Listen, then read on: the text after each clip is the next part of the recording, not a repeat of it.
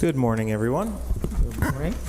We will go ahead and get the meeting started. I'll call the meeting to order, and first up on our agenda we have the minutes from our January 30th, 2020 meeting, and I'll entertain a motion to accept them.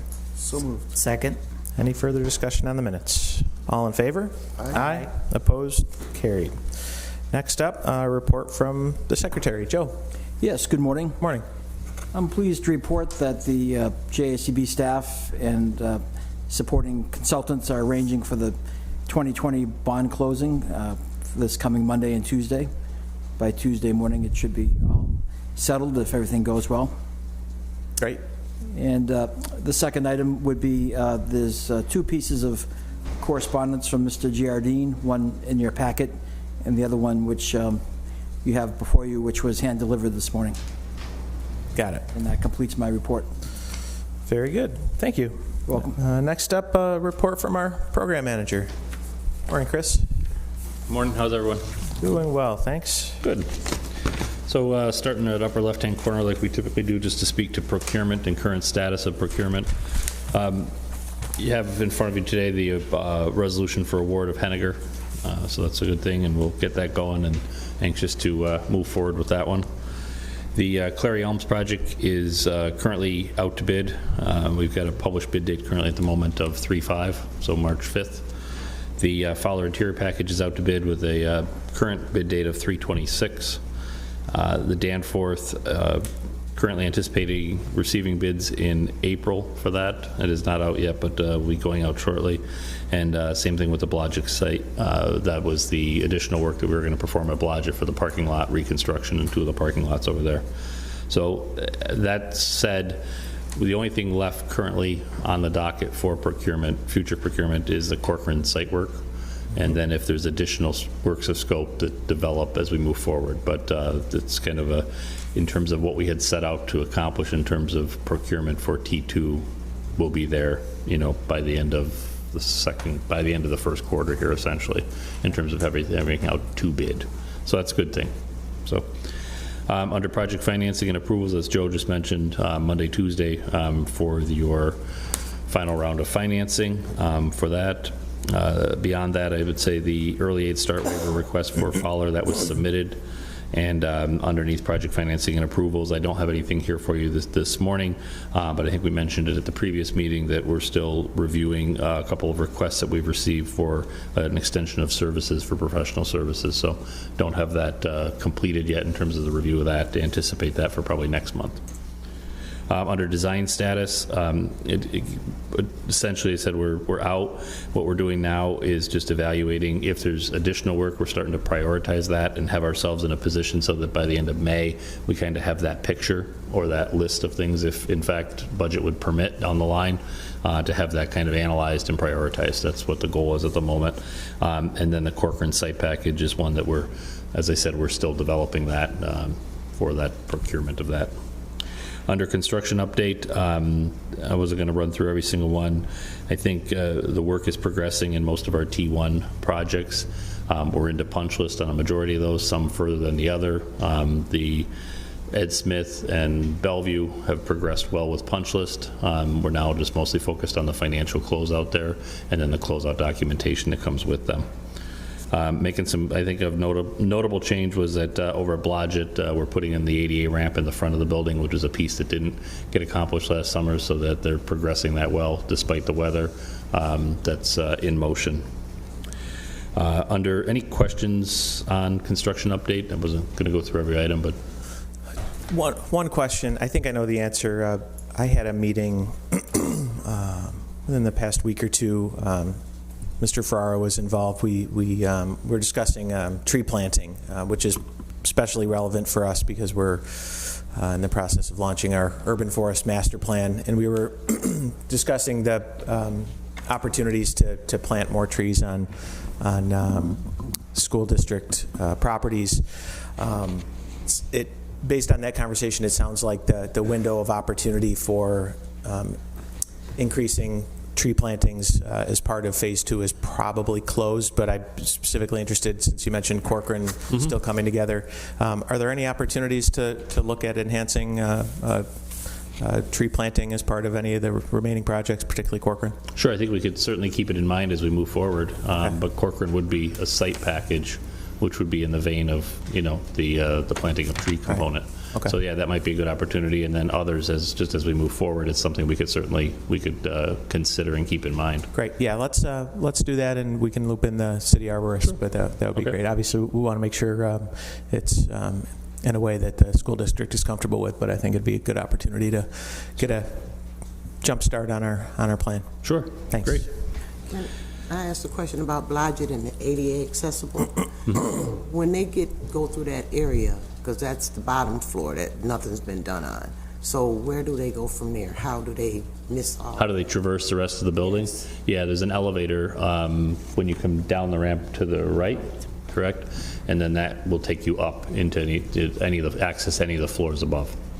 So versus before, we had very limited options in terms of how you came in, and that ramp was not compliant in terms of the one that was there. So the pitch on the current ramp that they're going to put in will be compliant in terms of the grade.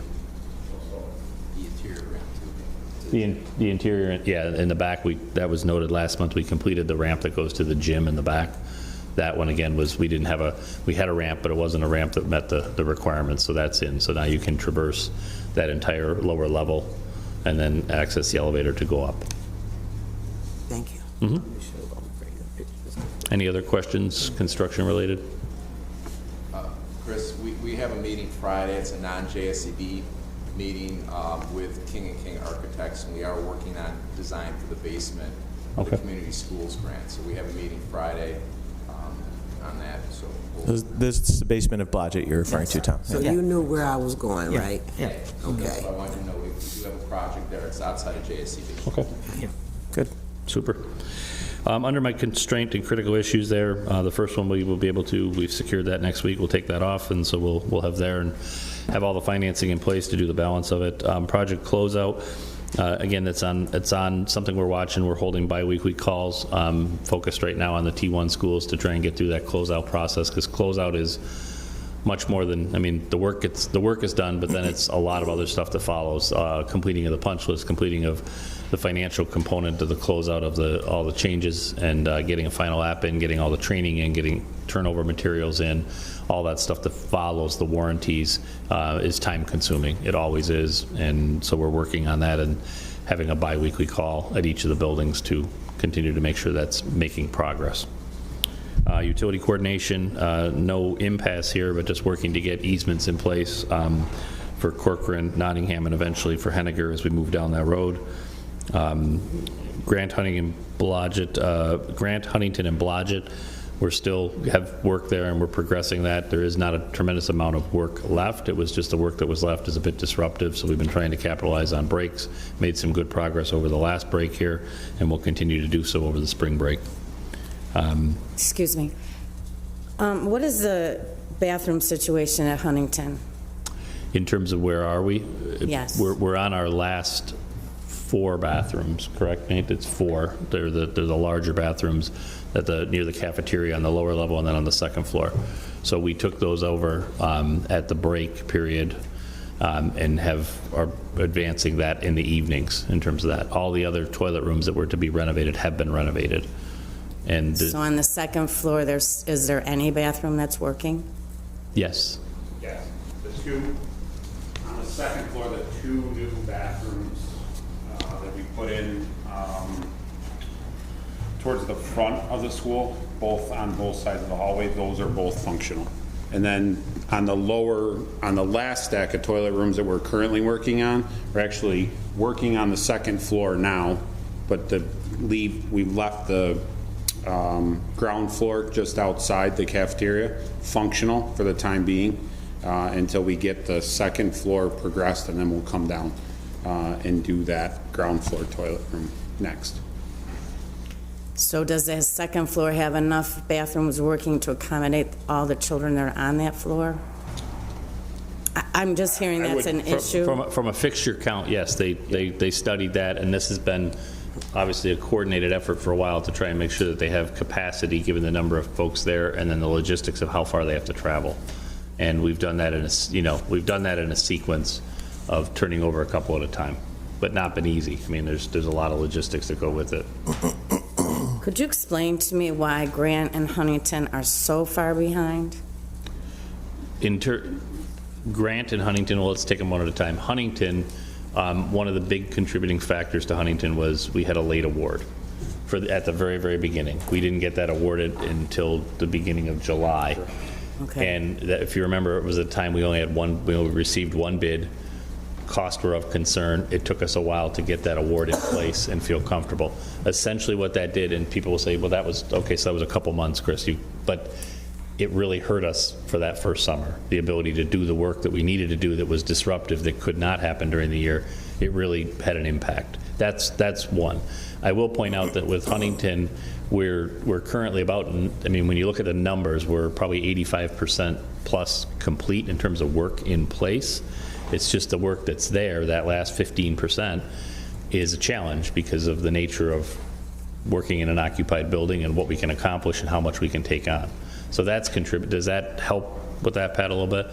I mean, punch list wise, we are advancing that as well. I mean, we did a very focused walk with the general contractor about a week ago, and had the principal of the company there. Dean was there. Dan Evans, the assistant principal, was there and walked, because there's been a few things over there that just have been lingering, and we really wanted to draw some attention to that. So we did that walk. I thought it was good, and then there was a concerted effort over break. So we're not over it yet, but we're still driving on that one. Grant, on the other hand, we didn't have the late award piece. We did have a fair amount of additional work that we got into at Grant. We had some pretty significant unforeseen stuff with the skylights, and that contributed to some of the delay that was over there. And then, just if we're being candid about it, there's been some performance component to that as well. So we're going to have another 7 schools. Are We we are. going to are you looking at a way that the same thing doesn't happen? This was very difficult for the students, and it was very difficult for the teachers. Yes, And we I did. don't want to have this repeated. You and I both. It was a stressful summer for this entire team, not just myself. It was a stressful summer. And what we did was we did take a conscious look at how we can resequence things a little bit. And what came out of that was with Clarion Elms. We came up with a modified plan for Clarion Elms to be able to accomplish the renovations at those buildings unoccupied, as opposed to trying to do some work and then be against that summer crunch. We really just looked at how many of how much of the work do we have going this summer has that September deadline looming at us, and said, all right, how can we resequence the things a bit? So now we have the ability to have work in unoccupied buildings where we didn't before, and then the work in our high schools is really going to be a continuous. It's a staged. It's a phased turnover, so that we're not hitting like we did at a Huntington, where it's you have to reoccupy. It's going to be, yes, it will ramp up in the summer, but it's not one of these that we're against a very hard deadline of turning a space over that impacts the operation of the building. Does that help a little bit? But the answer is yes. We looked at it, and it's still a lot of work. I'm not going to tell you that it's still a lot of work, and I still anticipate this summer is going to be a challenge. If you've heard on the news or read any of the reports, the amount of work that's happening, it's still going to be, manpower-wise, it's still going to be a challenging summer. And I would just add that, you see that revised approach with Clarion Elms and Danforth. The school district has made the commitment to move students out of those buildings into temporary spaces, so that obviously frees up and lets us work. It doesn't, as Chris said, it doesn't jam as much into the summer. And then at the 2 high school projects that we have going on right now, both Corcoran and Nottingham, at Corcoran we've completed roughly 12, maybe 13 of the 22, 24 classrooms that we have to renovate. We're turning those over on schedule, actually a little bit ahead of schedule. And then at Nottingham, we have about 18 of the 20 classrooms in the end of the academic wing that the work is complete, and we're turning those over actually ahead of schedule as well. So Nottingham, we're actually in the process now of trying to find work that we can start in April to pull work out of the summer so that we don't have that summer crunch there. And I hear that, but I just want to remind you that we had Ed Smith unoccupied, and we were not able to move back into that building until October. So it's not only about having the building unoccupied, it's working with the contractors to make sure that they have the workforce and they have everything that they need to get the building done, so. And again, I mean, we weren't directly involved in the Ed Smith or the Bellevue projects, but the approach that we've taken when we've issued those bid documents is to break the schedules out into milestone schedules so that we can manage progress against those dates, and then set the substantial completion date a month ahead of when, so that hopefully we've built in enough cushion to give ourselves so that we can get those turned back over so you can be there in the middle of August and teachers can get in and get set up. So that's our plan for both. But for some of the buildings, they knew that the buildings were going to be occupied. Yep. And they didn't do all the work that they were going to be doing during the summer. And then there was the understanding that they were going to go in the evening to do some work. And I believe that they didn't have the workforce to get the work done either, so. Understand. We've definitely faced those challenges. I like to pull up too and look at in our box on our cost to date that we put $140 million worth of work in place. That's a tremendous amount of work.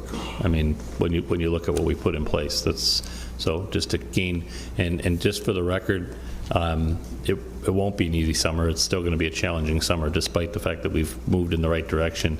Inherently, these just are. They're a challenge. It's a lot of work to accomplish in a short period of time. That summer window is small, so I just didn't want to leave anybody with the impression that the revised plan is going to make it seamless and easy. It's still going to be a challenge. But I think we're trying to say to you that we can't be put in the same position as Ed Smith. Understood. That if we have unoccupied buildings, we have those students, they have to be in a building. And we're not going to be able to accommodate. That was very difficult what we already did. Yep. And I'm not sure we can do that again in those buildings, so you have to be able to assure us that that's not going to happen. Well, that's by making these moves, what we've done is we've reduced that bottleneck of saying folks have to be back in that building by September 5th at 4 different places. We've alleviated some of that in terms of that pressure to have all 4 at once. And to your point about the manpower, at that point, now I have 4 of these things that are all equal priority, and I only have so much manpower that's available to go there. And so by relieving some of that, now I only maybe have 2 of these that are against an occupancy deadline of September 5th instead of having 4. Does that, I'm trying to reduce so that. If I could summarize, you Sure. certainly learned some valuable lessons from last summer. You've Absolutely. made some adjustments to minimize some of those bottlenecks, but I think to manage all of our expectations, there's still going to be a lot of work to be done on in the summer, and the potential that something could not go according to plan. But I think what you're hearing loud and clear from the board is that we're going to, at every opportunity, we're going to encourage you to do everything in your power to avoid some of the real hardships that our students and teachers and administrators had to deal with last summer. Agreed. Okay. Any other questions? Christy, considering the weather has been fairly good, what's the status on the Fowler Field? Are we? They've kept right on moving. They've been able to, it's been very good for us. They're advancing right along over there. As I said in here, I think they've got foundations in for the light poles and for the lighting, and the electrical now is starting to come out onto the site. And so we're really pleased with the progress that they've been able to stay on track and to keep right on moving forward. It's been very good. Mildest January in 141 years, I think is what I heard, right? So that's been good. Today. Anything you want to add to that? Or no? What's the final plan for the perimeter fence? Does that remain intact and everything takes place within it, or is there? You're referring to like the black Yes. iron fence? Yeah. Yeah, that stays in place. There's a little bit of reconfiguration to accommodate the lighting poles, I think, on the one side. Right. But by and large, yes, that's still there to control that. Okay. Yep. Thanks. Before you sit down, I have this burning question about Blodgett again. So when they have that tarp on that entranceway, is it for what? Why is the tarp there? It could have been to protect the concrete pour. That's so that they can work inside the tarp and control the temperatures for the concrete foundations and the slabs that they're pouring underneath So it. it's not for asbestos or none of that? No. No, it's to control temperature and keep the weather off the foundation and the concrete that they're pouring. And that should be done, we're gonna make the sidewalk pour on Monday. So we're gonna make that sidewalk pour on Monday, and then we'll get that buttoned up. And just a couple new faces, just for those of you who don't know, Corey Brunet is from CNS, working on the Huntington, Blodgett, and Corcoran projects. And then Josh Bryant is leading the effort at Nottingham. Both from our. Thanks. Anything Anything else, Chris? I'm good. Anything for Chris? Thanks. Thank you. Okay, next up, let's get our report on our financial statements.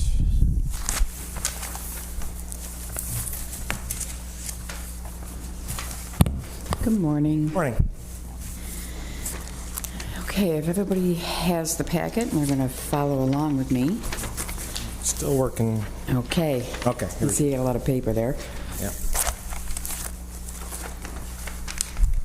Looking at the budget documents? No, starting, we are or- going to look at the financial statement. There we go. Got it. There you go. It's December's financial statement. Mhm. And I'm going to start on page 5 with the numbers, and we'll talk about the numbers. Really, the highlights for the month were just vendor payments and investment income, so nothing out of the ordinary. So at the end of December, for Phase 1 and Phase 2 cash, we had a total of $91,496,000. Compared to the November statement, cash did decrease by $5.1 million due to vendor payments, and we also had an increase in interest income of $101,000. Included is total capital assets of $223 million, which represents all of the activity up to 6/30/19.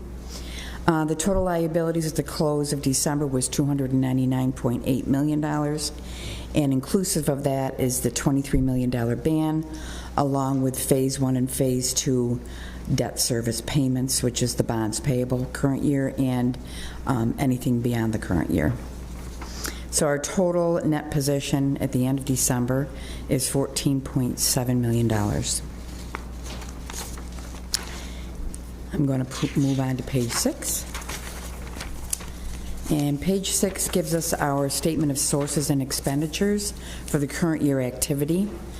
And you'll notice in Phase 1, our sources were $1.8 million from the district and $359,000 federal subsidy that we received. Both of these I reported in previous months. That's not for December. And also for the expenditures on Phase 1, we made an interest payment, a debt service interest payment, and the $359,000 subsidy payment was transferred out to the district.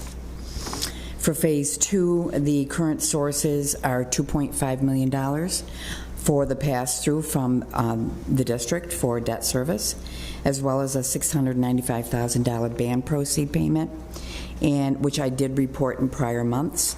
And earnings on investments grew by the $100,000 to $1,004,043.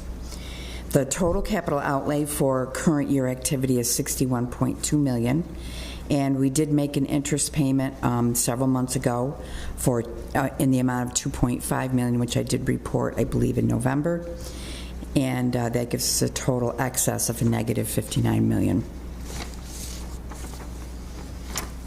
And we're going to move on to the next page, which is page 7, and this is our cash flow statement.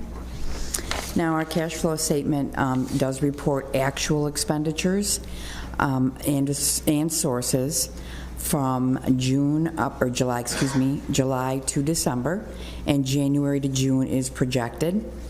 The cash flow statement does reflect everything that I just talked about, the $5.1 million that we made in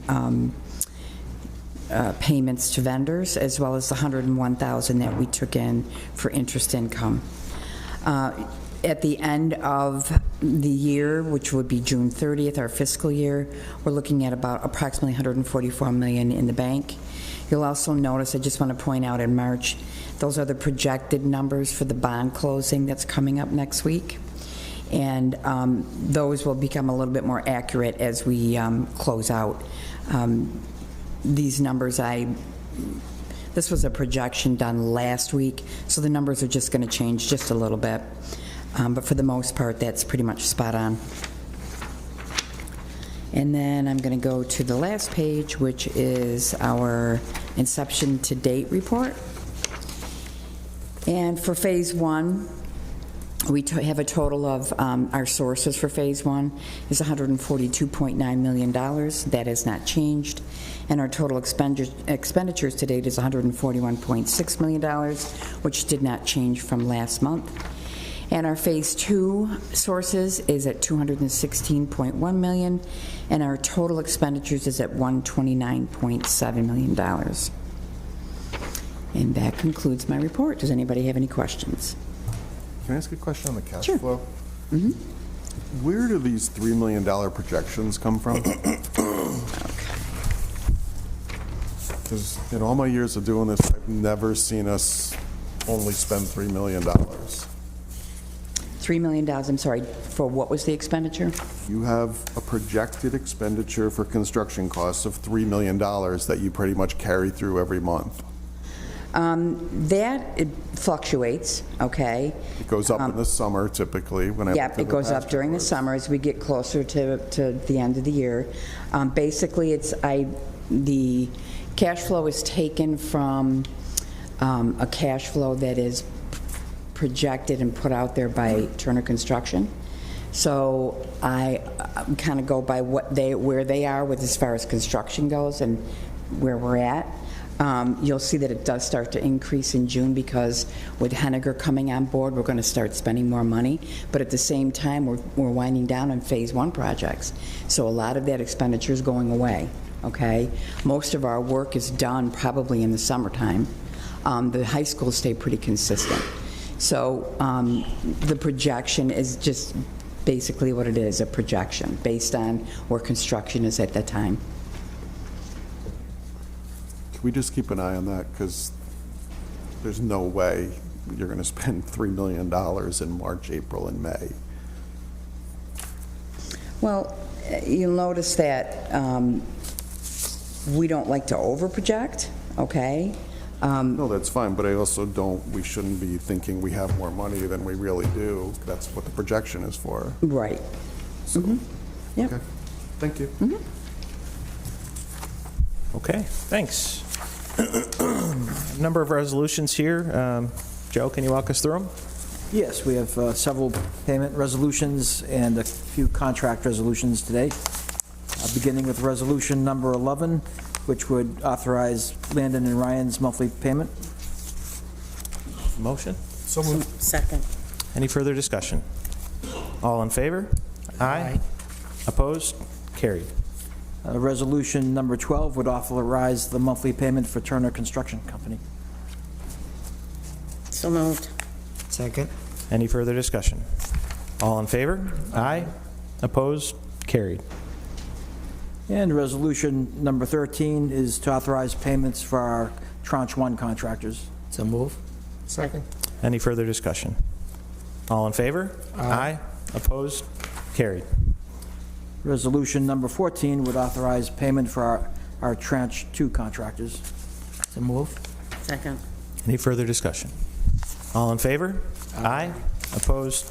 Carried. Resolution number 15 would authorize payment to Bond, Shank and King for a PLA-related matter. Legal advice. Second. Any further discussion? All in favor? Aye. Opposed? Carried. Yes, several contract-related resolutions, beginning with resolution number 16, which would amend the Kideni Architects contract to increase reimbursable expenses by $80,000. We have a motion? So moved. Second. Any further discussion? All in favor? Aye. Opposed? Carried. Resolution number 17 would amend the day automation temperature control contract at Bellevue to increase the contingency budget by $50,000. So move. Second. Any further discussion? All in favor? Aye. Opposed? Carried. And finally, resolution number 18 would confirm the award to Pack and Associates of Oswego of the Henniger High School construction project. So move. Second. Any further discussion? How many bids did we have on this again? 3? Okay, thanks. All in favor? Aye. Opposed? Carried. That completes our resolutions for today. Very good. Any other business to come before the board? Motion to adjourn. Second. All in favor? Aye. Meeting is adjourned. Thanks, everybody. I didn't know it's just too much paper. I'm good.